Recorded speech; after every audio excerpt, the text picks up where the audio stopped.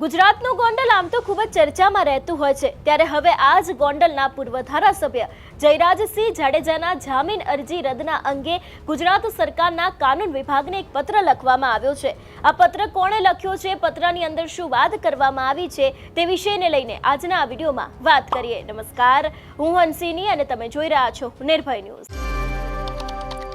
ગોંડલના પૂર્વ ધારાસભ્ય જયરાજસિંહ જાડેજા આમ તો ખૂબ જ ચર્ચામાં આવતા હોય છે, ત્યારે હવે આજ જયરાજસિંહ જાડેજાના જામીન રદના માંગણીને લઈને એક પત્ર લખવામાં આવ્યો છે। સૌથી પહેલા તો આ પત્રની અંદર શું વાત કરવામાં આવી છે તે સમજીએ। આ પત્ર છે તે જગદીશભાઈ સાટોડિયા દ્વારા લખવામાં આવ્યું છે, જે અરજદાર છે।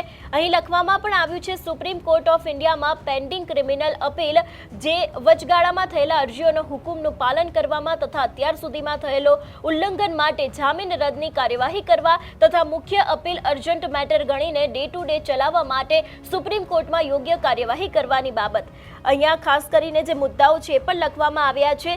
જગદીશ સાટોડિયા, જે અહીંયા તેમનું સરનામું લખવામાં આવ્યું છે, નિલેશભાઈ રૈયાણી મર્ડર કેસના ફરિયાદી જયેશભાઈ સાટોડિયાની બિનહયાતીમાં તેમને મોટાભાઈ હોવાને નાતે હાલની રજૂઆત કરતા જણાવીએ છીએ કે એ બાદ અહીંયા રજૂઆત કરવામાં આવી છે। ઉપરોક્ત કેસના આરોપી જયરાજસિંહ જાડેજાને ઉપરોક્ત કેસમાં ગુજરાત હાઈકોર્ટ દ્વારા આજીવન કેદની સજા 2017માં થયેલી હતી। સજા થયા સમયે આરોપી જયરાજસિંહ જાડેજા ગોંડલના તત્કાલીન ધારાસભ્ય હતા તથા ત્યારબાદથી આજ દિન સુધી તેમના ધર્મપત્ની ગીતાબા જયરાજસિંહ જાડેજા ગોંડલના ધારાસભ્ય છે અને સજા થયા બાદ આ કામના આરોપીએ નામદાર સુપ્રીમ કોર્ટમાં અપીલ સમય સુધીના જામીન મેળવેલા હતા તથા શરતી જામીનમાં નામદાર સુપ્રીમ કોર્ટે આરોપી જયરાજસિંહ જાડેજાને ગુજરાત રાજ્યમાં પ્રવેશવા પર પ્રતિબંધ મૂકેલો હતો, જે ઓર્ડર આ સાથે સામેલ છે। ત્યારબાદ આરોપી દ્વારા શરતમાં છૂટછાટની અરજી કરતા નામદાર સુપ્રીમ કોર્ટે આરોપી જયરાજસિંહ જાડેજાને ગોંડલ સિટીની બહાર જતા પહેલા પોલીસને યાત્રાનો આખો કાર્યક્રમ જણાવવાનો તથા દર સોમવારે પોલીસ સ્ટેશન જઈને હાજરી પુરાવાની શરતે જામીનની શરતોમાં ફેરફાર કરેલો હતો, જે ઓર્ડર પણ આ સાથે સામેલ છે। એટલું જ નહીં, આ કેસના મુખ્ય ફરિયાદી તથા નજરે જોનાર સાહેદ છે, એમના દ્વારા પણ તેમનું જે મરણ થઈ ગયેલું છે એવી વાત કરવામાં આવી છે। અમારા સગા નાના ભાઈ થાય છે, લોહીના સંબંધ છે અને પીડિત પરિવાર તરીકે હાલની આ રજૂઆત કરવાની અમારી ફરજ પડેલ છે। ઉપરોક્ત કેસના મુખ્ય આરોપી જયરાજસિંહ જાડેજા સુપ્રીમ કોર્ટમાંથી અપીલ જામીન મેળવ્યા બાદ તેમને મળેલી લિબર્ટીનો ગેરઉપયોગ કરી રહેલા છે તથા સત્તા તથા પૈસાના જોરે ગુંડાગીરી કરી તથા જાહેરમાં સભાઓમાં ખુલ્લેઆમ ગર્ભિત ધમકીઓ આપીને ભયનો માહોલ ફેલાવી રહ્યા છે અને તેમના પુત્ર જે ગણેશ જાડેજા છે એમના ઉપરોક્ત પણ કેસના આરોપીની છત્રછાયામાં બેફામ ગુનાખોરી આચરી રહ્યા છે, જે પોલીસ તથા કોર્ટના રેકોર્ડ ઉપર છે। ઉપરોક્ત કેસના આરોપી જયરાજસિંહ જાડેજા દ્વારા નામદાર ગુજરાત હાઈકોર્ટમાં પણ હત્યાના પ્રયાસ જેવા ઘણા કેસોની અપીલ પણ વર્ષોની પેન્ડિંગ છે। આમ આરોપી વારંવાર ગુનાઓ આચરીને જામીન મેળવીને ફરી એ જ પ્રકારના કૃત્યો કરતો હોય ત્યારે તેને કાયદો તથા કોર્ટનો કોઈ ડર નથી, એવી પણ વાત અહીંયા કરવામાં આવી છે। એટલું જ નહીં, જે મુખ્ય કારણો છે એટલે કે અહીંયા પણ સ્થાનિક સ્વરાજની ચૂંટણીને લઈને પણ આ પત્રની અંદર વાત કરવામાં આવી છે, કારણ કે જે તે સમયે જયરાજસિંહ જાડેજાના ખૂબ જ નિવેદનો સામે આવ્યા હતા, ત્યારે અહીંયા પણ કરવામાં આવ્યું છે કે 28/4/2026ના રોજ સ્થાનિક સ્વરાજની ચૂંટણીના પરિણામ આવ્યા બાદ ગોંડલ શહેરના કોલેજ ચોક ખાતે યોજાયેલી વિજય સભામાં મારવાની ખુલ્લી ધમકીઓ આપેલી હતી તથા જાહેર જીવન સાથે સંકળાયેલા મહિલા આગેવાનો વિશે જે ગરિમા ભંગ થાય તેવા શબ્દો બોલીને તથા અંગત જીવન વિશે ખરાબ ટિપ્પણી કરીને જાહેરમાં તમામ મહિલાઓનો ભયનો માહોલ ફેલાય તે માટે ભડકાઉ ભાષણો આપેલા હતા અને અગાઉ પણ વારંવાર આવા ભાષણો કરીને કાયદા તથા નામદાર સુપ્રીમ કોર્ટના કોઈ પણ ડર વગર ગુનાઓ આચરી રહેલ છે, જે અંગેના વિડીયો પુરાવા અમે આપ કહો ત્યારે તે રીતે આપને સુપ્રત કરવા માટે તૈયાર છે।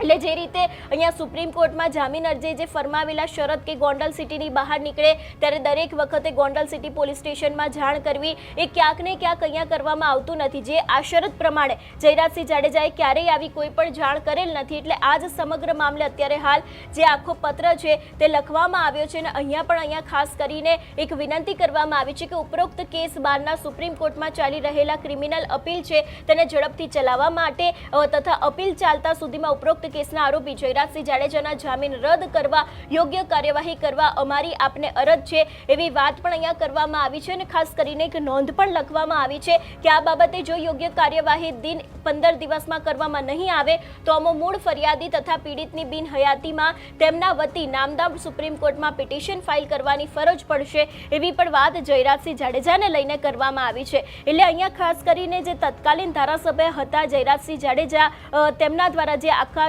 શરતી જામીન મળ્યા હતા એનું પાલન નથી કરવામાં આવતું એવી વાત કરવામાં આવી છે. એટલા જ માટે થઈને તેમના જામીન રદની માંગણી કરતી એક પિટિશન ફાઇલ કરવામાં આવી છે અને ક્યાંક આગળ પણ તેમના દ્વારા પગલાં લેવામાં આવશે જો કડક કાર્યવાહી નહીં થાય તો. વધુમાં આ વિષયને લઈને જે અરજદાર છે તેમના દ્વારા શું કહેવામાં આવ્યું છે તે સાંભળીએ.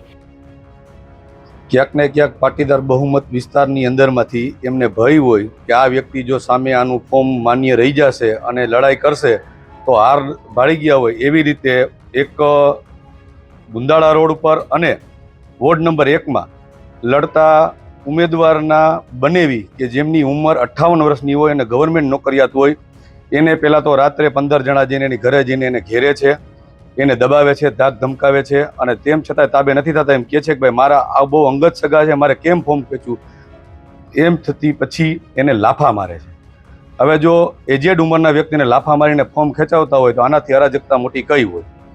એટલે એ વાતથી વ્યથિત થઈ અને જે રીતે પાટીદારની દીકરી જિગીસાબેન પટેલ વિશે ન બોલી શકાય કે કોઈ પણ વ્યક્તિએ ન બોલે, કોઈ પણ બેન દીકરી વિશે ગમે તે પક્ષની હોય, કોઈ પક્ષનું સમર્થન નથી કરતા, પરંતુ કોઈ પણ બેન દીકરી વિશે શબ્દ બોલવા એ યોગ્ય નથી. ભૂતકાળમાં પણ બેન દીકરીની અપમાનમાં મહાભારત થઈ ગયું હતું, પરંતુ લોકશાહીની જે અત્યારે સ્થિતિ છે એ મુજબ જે લોકો આવા કૃત્ય કરે છે એમની સામે કાયદાકીય રીતે આવી આંદોલન કરવાના છે. આગામી સમયની અંદરમાં આમાંથી જો ન્યાય નહીં મળે તો નામદાર સુપ્રીમ કોર્ટમાં લોહીના સંબંધની રૂએ જગદીશભાઈ જવાના છે અને જ્યાં સુધી ન્યાય ન મળે ત્યાં સુધી આ લડાઈ ચાલુ રાખવાની છે. હવે વાત તમને બીજી કહી દઉં કે જે પોલીસ સ્ટેશનની અંદરમાં જે સીસીટીવી કેમેરા બાબતમાં જે માહિતી મળેલી માહિતી મેં જ આપેલી છે. માહિતી મેં આપેલી એનું કારણ છે કે ગયા વર્ષે મે મહિનાની અંદરમાં મારી ઉપર ગુનો દાખલ કરવામાં આવ્યો હતો ખોટો આ જયરાજસિંહના મળતિયાઓ દ્વારા, અને જે કેસ જ બનતો નથી એવો ખોટી રીતે અશ્લીલતા ફેલાવવાનો કોઈ વિડીયો નહોતો, મારી ઉપર કોઈ પુરાવા નથી. 1 વર્ષને અંતે ચાર્જશીટ કર્યું છે અને ત્યારે હું લોકઅપમાં હતો ત્યારે મેં જોયું કે જયરાજસિંહ પૂર્વ ધારાસભ્ય કે ચાલુ ધારાસભ્યના કમાન્ડો એ ત્યાં આવ્યા, ત્યાંથી રજિસ્ટર એની ઘરે લઈ જાય છે અને રજિસ્ટર પરત મૂકી જાય છે. એવી જ રીતે 2020ની સાલમાં પણ જ્યારે મારી ઉપર ગુનો દાખલ થયો હતો ત્યારે પણ આ જ રીતે બીજા કમાન્ડો આવે છે, ત્યાં રજિસ્ટર લઈ જાય છે અને રજિસ્ટર મૂકી જાય છે. જો રજિસ્ટર પોલીસ સ્ટેશનમાંથી લઈ જાવ જેવી ગંભીર બાબત અહીંયા બનતી હોય તો પોલીસ પાસેથી ન્યાય કેવી રીતે મેળવવો એ તમે સમજી શકો છો.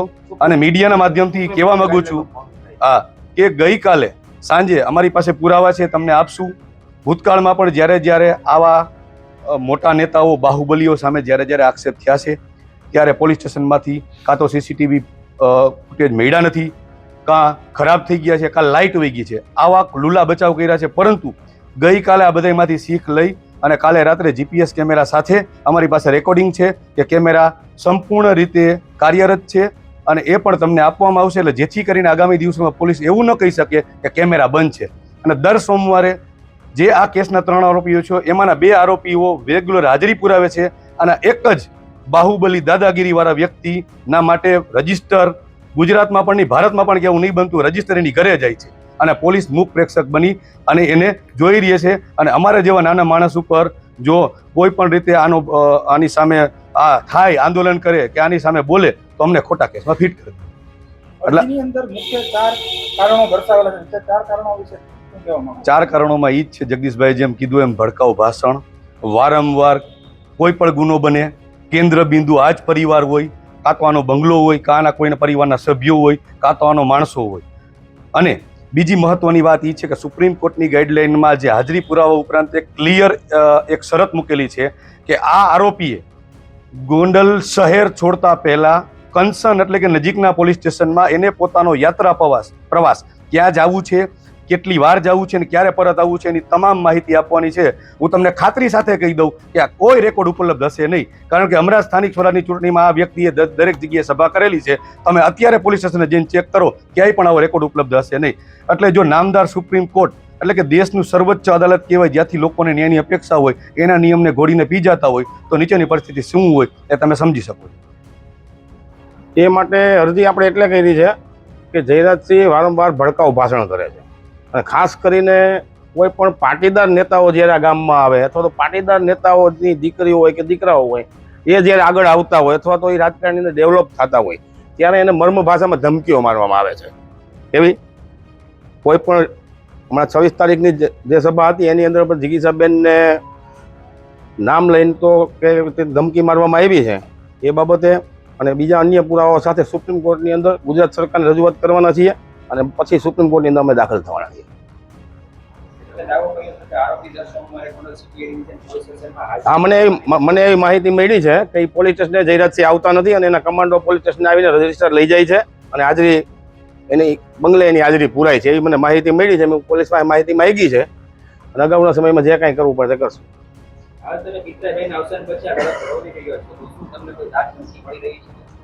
ના, હાલમાં ધાક ધમકી મળી નથી, પણ હવે મળે એવું લાગે છે. હાલમાં તો ધાક ધમકી નથી મળી, પણ હવે મળશે કદાચ. હા, ગુજરાત સરકાર જો કાર્યવાહી નહીં કરે, ગુજરાત સરકારને લખ્યું છે આપણે સેક્રેટરી અને મુખ્યમંત્રી સહિતનાઓને, જો એ કાર્યવાહી નહીં કરે તો 15 દિવસ પછી સુપ્રીમ કોર્ટમાં ઓલરેડી અમે દાખલ થશું. અમે અમારા એડવોકેટ રાખીને પિટિશન દાખલ કરશું. એ કે આ કેસને લઈને મુખ્ય માંગણી એ છે અથવા તો એના જામીન રદ થવા જોઈએ અથવા તો એ મેટર ચાલી જવી જોઈએ સુપ્રીમ કોર્ટની અંદર અને એનું જજમેન્ટ આવી જવું જોઈએ. ભલે છોડી મૂકે કે આજીવનની સજા છે એ કાયમ રહે અથવા તો એને છોડી મૂકે, કોઈ પણ જજમેન્ટ તો આવવું જોઈએ ને. અત્યારે મને એવું લાગે છે કે ગુજરાત સરકારના કહેવાથી એક કેસ અટકેલો છે. ગુજરાત સરકાર ઉપર મારો આક્ષેપ છે કે ગુજરાત સરકાર આ કેસને રોકી રાખ્યો છે, નહીંતર આ સુપ્રીમમાં કેસ ચાલી જવો જોઈએ. આ કેસને ચલાવવા માટેના ઓર્ડર એમાં જોઈન્ટ કરેલા છે મેં, આમાં માહિતી છે બધી મારી અરજીમાં કે એ કેસ તો જ્યારે એને જામીન આપ્યા ત્યારે જ એને કંઈક 6 મહિનામાં ચલાવી લેવાનો હતો એવો ઓર્ડર છે, પણ છતાં પણ સુપ્રીમ કોર્ટમાં રોકી રાખવામાં આવ્યો છે.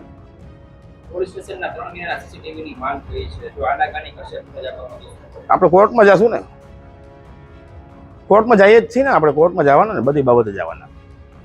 ખાસ તો એના ભડકાઉ ભાષણ જે છે હમણાં છેલ્લા 2 વર્ષના એની અંદર પાટીદારોનું ટાર્ગેટ કરીને ધમકીઓ જ મારવામાં આવે છે. પોતાના ધારાસભ્ય થવા માટે. કોઈ પાટીદાર અહીંયા ધારાસભ્ય થવા માંગે અથવા તો એને જેલ તો એની સામે ગુસ્સી કોટ કરાવી દેવામાં આવે, એને પૂરી દેવામાં આવે, કોઈ છોકરાઓને મારવામાં આવે. હમણાં તાજેતરમાં પણ એવું થયેલું છે, ઘણાને ફોર્મ ખેંચાવામાં એક ગજેરાના છોકરાને પણ માર્યો છે, અગાઉ પણ ઘણા છોકરાઓને માર્યા છે. ભાઈ આ સાયલન્ટ ગુંડાગીરી હાલે. કેવી સાયલન્ટ, કોઈને ખબર ન પડે એવી ગુંડાગીરી હાલતી નથી એવું નથી. ગોંડલમાં 100% ગુંડાગીરી છે. મિર્ઝાપુર જ છે, ગોંડલ મિર્ઝાપુર જ છે.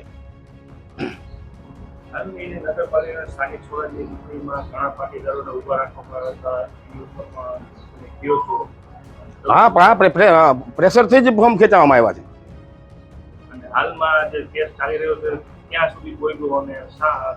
કેસ હાલમાં સુપ્રીમ કોર્ટમાં પેન્ડિંગ છે. જયરાજસિંહ જામીન ઉપર છે. કેટલા દિવસની મુદત માટે જામીન મળેલા? નહીં, રેગ્યુલર જામીન મળેલ છે. કેમ ચાલતો નહીં, મેં કીધું ને કે કેસ એટલે નથી ચાલતો કે એની અંદર સરકારની કાંઈક સસમપોસી છે.